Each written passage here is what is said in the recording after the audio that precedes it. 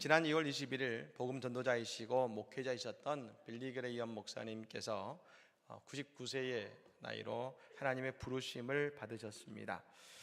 목사님은 1950년 나이 32살이 되셨을 때에 빌리 그레이엄 전도협회를 창설을 하시고 수많은 전도 대회를 후원하고 직접 인도해 오셨습니다. 통계적으로 봤더니 지금까지 목사님의 그 집회를 참여했던 그 참석자 수는 2억 명이 넘어갔고, 그리고 목사님의 설교를 통해서 예수 그리스도를 영접한 사람은 270만 명이 넘는다고 말을 합니다. 사실은 한 개인이 할 수 없는 어마어마한 일들을 해내신 것 아니겠습니까? 우리나라에서도 이 빌리 그레이엄 목사님이 또 통일을 위해서 참 그렇게 애를 많이 썼습니다.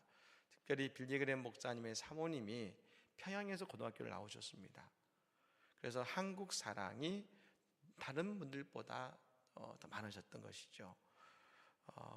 그리고 우리나라에서는 1973년도 서울 여의도 광장에서 5일 동안 110만 명의 인파가 모여서 전도대회를 참석했습니다만, 이때 한국 기독교인이 100만 명이었기 때문에 거의 모든 기독교인들은 한 번 이상씩 이 집회를 참석했다고 볼 수 있는 것입니다. 그리고 그 전도대회가 촉매제가 되어서 한국 교회는 그때부터 엄청난 부흥과 성장을 이루어 간 것입니다. 그 결정적인 역할을 했다고 말씀을 드릴 수 있는 것이죠. 그리고 이 목사님의 집에는 백악관과의 직통전화가 있었다 그럽니다. 이것은 김장한 목사님, 저희 75년도에 73년도에 우리나라에서 이 빌리 그레이엄 목사님께서 이 집회하실 통역했던 목사님의 증언이기 때문에 정확한 거 아니겠습니까? 그 백악관 대통령과의 그 한라인이 있어가지고 대통령이 힘들거나 어렵고 기도 제목이 있으면 늘 목사님께 전화해서 그 기도를 그 전화를 통해 기도를 받고 위로받고 새 힘을 얻는 그런 귀한 일을 목사님은 하셨다는 것입니다. 빌리 그레이엄 목사님이 이제 80세 생신이 되셨을 때입니다. CNN의 레리 킹이라는 유명한 그 언론인이 있습니다. 그 레리 킹이 목사님과 인터뷰를 했습니다. 그러면서 이런 질문을 한 것입니다. 목사님은 그 삶을 뒤돌아볼 때에 상을 받으셔야 할 것 같습니다. 그리고 목사님의 삶에는 후회는 없으시지요? 이런 많은 일들을 하셨지 않습니까? 그자 목사님은 이렇게 대답합니다. 아니요, 나는 실패자입니다. 물어봤습니다. 아니 목사님, 그게 무슨 말씀입니까? 예, 저는 사람들과 너무 많은 시간을 보냈고 반대로 하나님과는 너무 작은 시간을 보냈습니다. 사역을 위해 미팅을 하느라 너무 바빴고 예배에도 너무 바빴습니다. 나는 하나님과 더 많은 시간을 보냈어야 했습니다. 그랬으면 사람들이 나와 함께 있을 때 하나님의 임재를 더 많이 느낄 수 있었을 텐데요. 참 위대한 고백 아니겠습니까? 사랑하는 여러분, 하나님께서 한 사람을 얼마나 놀랍도록 들어 사용하셨는지 우리는 분명히 보고 있습니다. 그런데 그분의 갈망은 이것이었습니다. 하나님과 더 많은 시간을 보냈어야 했는데, 오늘 우리도 마찬가지지요. 왜 이렇게 일주일이 빨리 가는지, 늘 다람쥐 쳇바퀴에 도듯이 그런 시간을 보내고 있습니다. 그런데 우리는 이제 그런 쳇바퀴 도는 삶의 자리가 아니라 이 예배의 자리로부터 시작해서 하나님과 더 친밀함을 나누게 된다면 우리의 인생에 하나님의 능력이 임하는 능력이 될 것이고, 하나님께서 우리를 통해 더 많은 주의 일들을 행하실 줄로 믿습니다.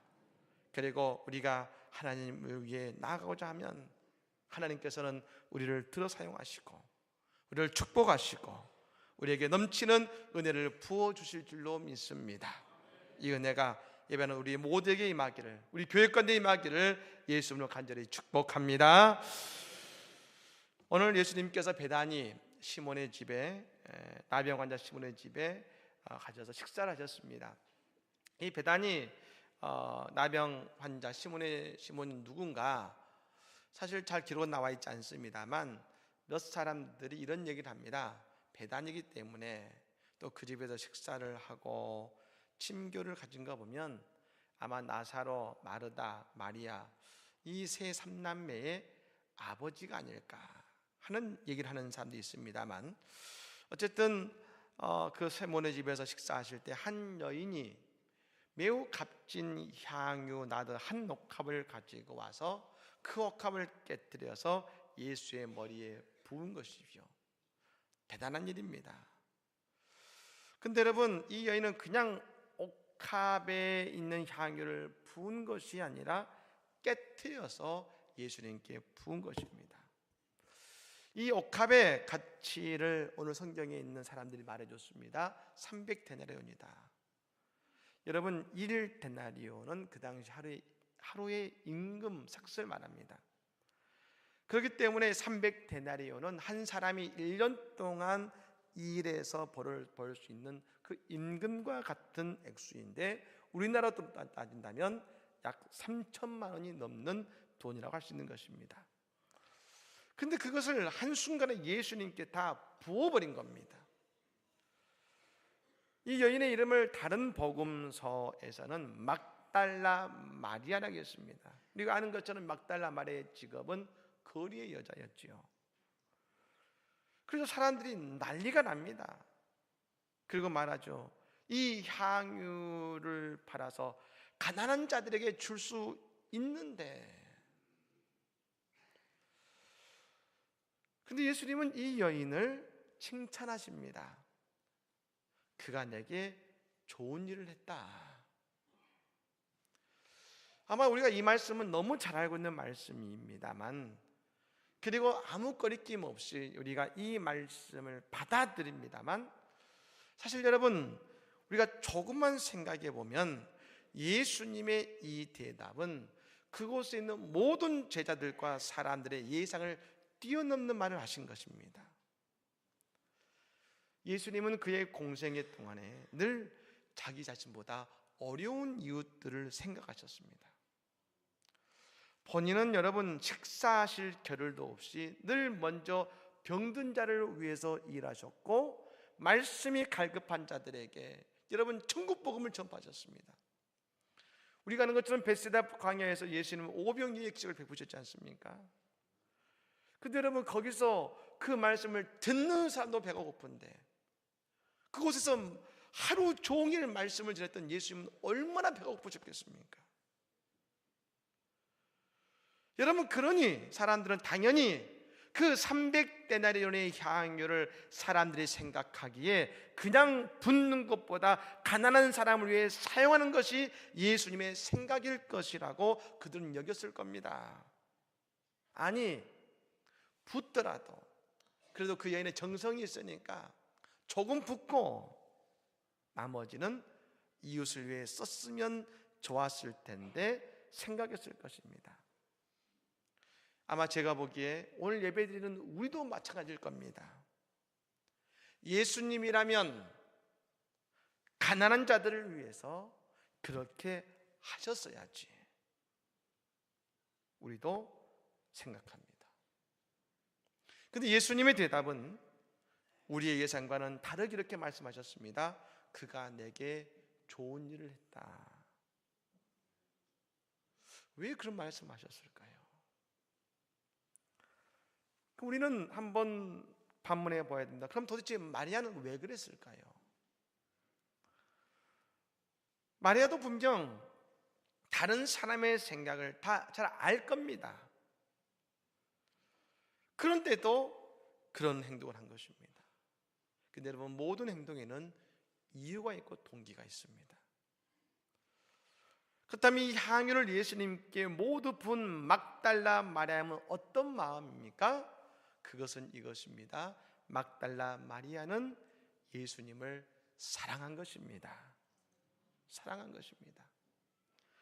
그 증거가 뭡니까? 자신의 가장 소중한 것을 모두 다 예수님께 드린 것입니다. 오늘 말씀에 이 마리아는 향유를 예수님 위해서 부었다가 아니라 향유를 깨뜨렸다고 했습니다. 옥합을 깨뜨렸다고 했습니다. 즉 그것은 뭘 의미하냐면 남기지 않고 모두 다 예수님께 붓겠다는 것입니다. 다 드린 것입니다. 그렇다면 여러분, 마리아가 이 향유를 예수님께 드릴 때 사람들은 뭐라고 말했습니까? 4절 말씀 이렇게 말하죠. 어떤 사람들이 화를 내어 서로 말하되 어찌하여 이 향유를 허비하는가? 다시 말씀드리면 왜 이 향유를 낭비하는가?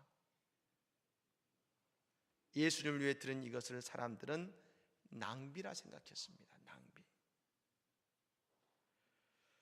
이게 그들이 생각하는 관점에서는 낭비일 수 있습니다. 그런데 이것은 사랑하기 때문에 드린 거룩한 낭비인 겁니다. 여러분, 우리 한번 과거를 한번 떠올려 보십시오. 내가 사랑했던 사람들 있죠. 남신도 회원들에게는 영자씨가 있고 여신도 회원들에게는 철수씨가 있지 않습니까? 예. 그때 그 애타게 사랑했을 때 누군가를 사랑하면 주는 것이 아깝지 않습니다. 사랑하는 사람을 위해 사용하는 돈도 시간도 우리는 낭비라 생각하지 않습니다. 오히려 더 주지 못해서 안타깝습니다. 그 사람과 함께 있는 그 시간이 가장 행복합니다. 더 해주고 싶습니다. 여러분, 사랑은 인간을 맹목적으로 만들고 사랑은 인간을 모든 대가를 초월하게 만드는 겁니다.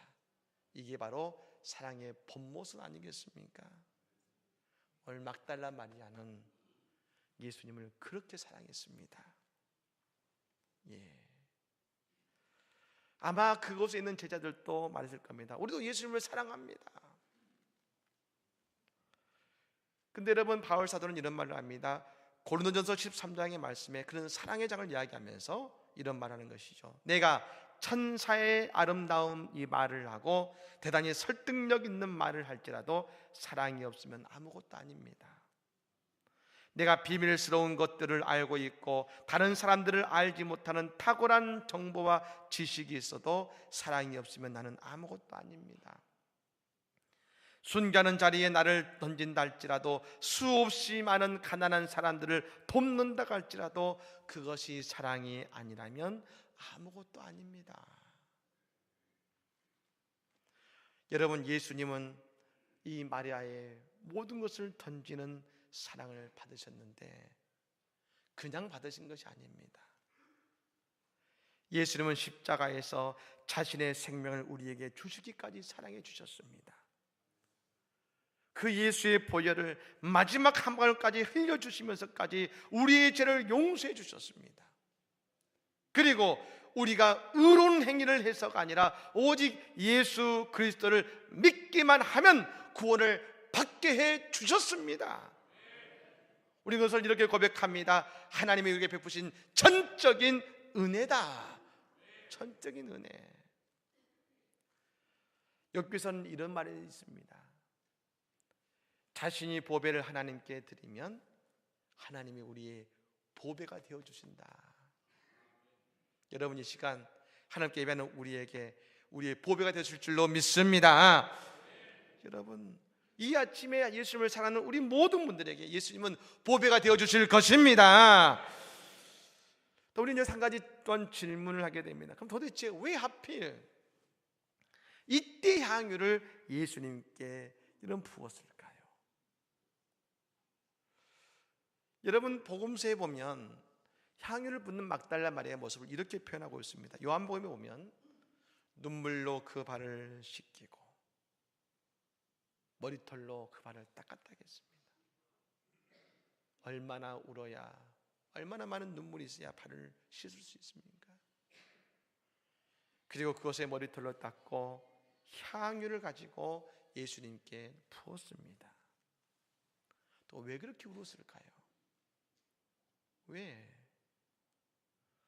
여러분, 우리가 향유를 이 시간 오늘 드리고 있습니다만, 사실 향유를 드리는 것이 마땅한 때, 모든 것을 들어도 아깝지 않다고 여겨야 될 때는 언제냐면, 그의 오라버니 나사로가 죽은 지 나흘 만에 예수님께서 무덤 속에 있는 나사로야 나오라 하셔가지고 나사로를 살리셨을 때, 그 오라버니를 살리는 그 기적 앞에서 아마 막달라 마리아는 예수님 감사합니다 하고 그 자신의 모든 것을 드렸어야 하는 것이 오히려 그때가 더 나았을 겁니다. 근데 여러분, 오늘 막달라 마리아는 왠지 모르게 오늘 울면서 예수님께 나와서 머리에 향유를 부었습니다. 근데 여러분, 이때를 봤더니 이때가 언제였습니까? 오늘 보면 1절 2절에 봤더니 예수님을 이전까지는 대제사장과 서기관들이 예수님에 대한 미움의 감정만 있었는데, 이제 예수님을 죽이고자 하는 구체적인 방법을 논의하고 있었던 때였다는 것이죠. 그때 마리아는 울면서 예수의 머리에 향유를 부었습니다. 예수님 이 일에 대해서 이렇게 선수 말씀해 주셨습니다. 8절 말씀에 그는 힘을 다하여 내 몸에 향유를 부어 내 장례를 미리 준비하였느니라. 그럼 여러분, 마리아는 어떻게 그렇게 예수님의 장례를 준비할 수 있었습니까? 우리가 잘 알고 있는 유명한 말씀이 있습니다. 믿음은 어디서 납니까? 믿음은 들음에서 나고 들음은 그리스도의 말씀에서 말면되지 있지 않습니까? 마리아는 누구보다 예수의 말씀을 잘 들었습니다. 그리고 그 말씀에 귀를 기울인 사람이었습니다. 우리가 성경을 보면 마르다와 마리아의 갈등이 나오는 장면이 나옵니다. 그것은 그 나사로의 집에 예수님과 제자들이 방문했을 때 이 마르다가 예수님과 제자들을 위해서 음식을 준비하는데 봤더니 바쁜데 마리아가 안 보이거든요. 어디 갔나 봤더니 그 마리아가 예수님의 발 아래에 앉아가지고 예수님의 말씀을 듣고 있는 것 있었지 않습니까? 여러분, 그렇게 말씀을 사모한 사람이 마리아였습니다. 그리고 여러분, 사랑하면 그 사람의 말을 놓치지 않고 기억하고 소중히 여기게 되어 있습니다. 예수님 말씀하셨습니다. 인자가 온 것은 섬김을 받으려 함이 아니요 도리어 섬기려 하고 자기 목숨을 많은 사람의 대성물로 주려 함이라 하셨습니다.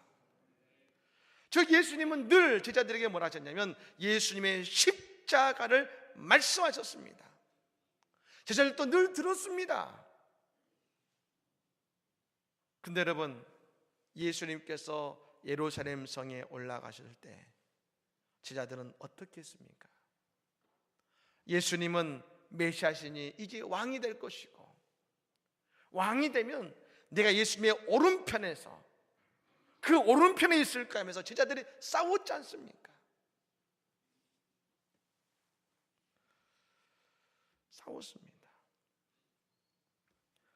여러분, 그렇습니다. 그들은 예수의 말씀을 마리아와 똑같이 들었습니다. 그런데 마리아는 예수님 말씀을 정확히 듣습니다. 그리고 예수의 십자가를 알았습니다.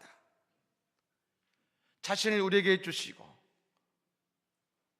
그리고 자신을 십자가에 못 박혀서 우리를 대성물로 주실 예수님을 알고, 이제 그때가 되면 알고 자신의 최고의 것은 향유를 오늘 그 위에 부은 것입니다. 이것이 예수님께 놀라운 일이 된 것입니다. 이것은 단순히 장례를 준비한 것이 아니었습니다. 이 마리아의 헌신이 이 자리를 예수님의 왕의 대관식이 되게 만들었던 겁니다. 그 당시 여러분, 유대인들에게 대관식은 뭐냐면 왕관을 씌운 것이 아니었습니다. 바로 주의 종들이 그 왕의 머리에 기름을 바름으로 대관식이 진행됩니다. 저 사무엘이 다윗을 찾아갔습니다. 여러분, 하나님께서 다윗을 왕으로 세우시는데 사무엘이 그 어린 다윗을 놓고 하나님께서 왕으로 세우시는 대관식을 진행할 때 어떻게 했습니까? 왕관을 갖다가 다윗에 씌웠습니까? 아니지요. 그 다윗의 머리에 기름을 바르고 기름을 붓는 것이었습니다. 제사장들은 어떻습니까? 제사장들도 여러분 제사장으로 안수받을 때 기름을 바르고 안수함으로 제사장이 됩니다. 마찬가지로 예수님은 우리의 왕이시고 대제사장이 되십니다. 히브리서 2장 17절 말씀이 있습니다. 같이 한번 읽어볼까요? 히브리서 2장 17절 말씀 읽겠습니다. 그러므로 그가 범사의 형제들과 같이 되심이 마땅하도다.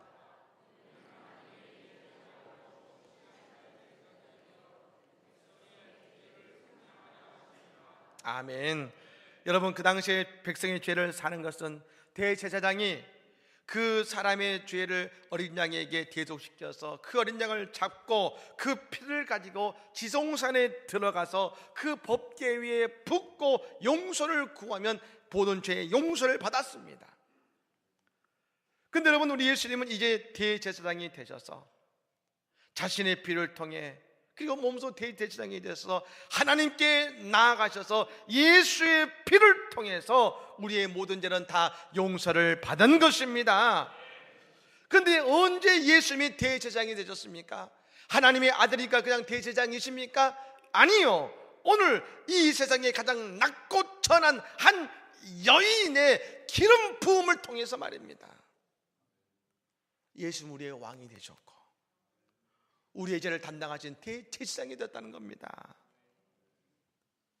그래서 예수님께서 이 여인 한 일을 이렇게 말씀하셨습니다. 내게 좋은 일을 하였느니라. 우리가 좋은 일을 하면 여러분 예수님께 유리한 일, 이익된 일이라고 생각이 듭니다. 근데 이 원문에 보니까 좀 다른 말이 쓰였습니다. 예수님은 이것을 이렇게 말씀하셨습니다.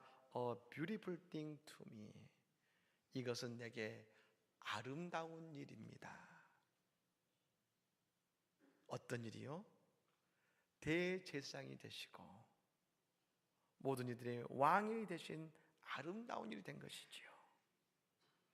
오늘 마리아는 자신의 소중한 것을 예수님 위해 드릴 때에 예수님의 십자가를 예비하는 위대한 사역에 동참하게 된 것이지요. 여러분, 그러자 예수님께서 이렇게 말씀하십니다. 9절 말씀 우리 같이 읽겠습니다. 내가 진실로 너희에게 이르노니 온 천하에 어디서든지 복음이 전파되는 곳에는 이 여자가 행한 일도 말하여 그를 기억하리라 하시니라. 아멘.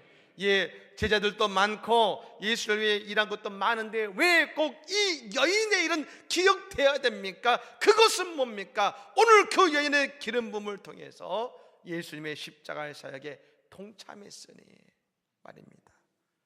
이 여인이 어디 가서 어디든지 예수의 십자가가 증거되는 그곳에는 예수님께 기름을 부었던 이 여인의 사역도 함께 기억될 것이고 알려질 것이다. 그 말씀이 것이죠.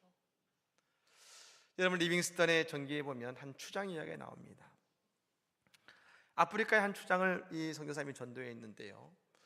근데 그 아프리카의 선교의 아버지라는 일 리빙스턴이 그 추장을 전도한 이후에 이 추장이 너무나 감사하고 감격이 된 겁니다. 예수 믿고 은혜 받고 기쁨이 오니까 선교사님 집에 찾아갔습니다. 밀가루를 가지고, 선교사님 예수 믿고 너무 좋습니다. 그래서 이 밀가루를 하나님께 드리고 싶습니다.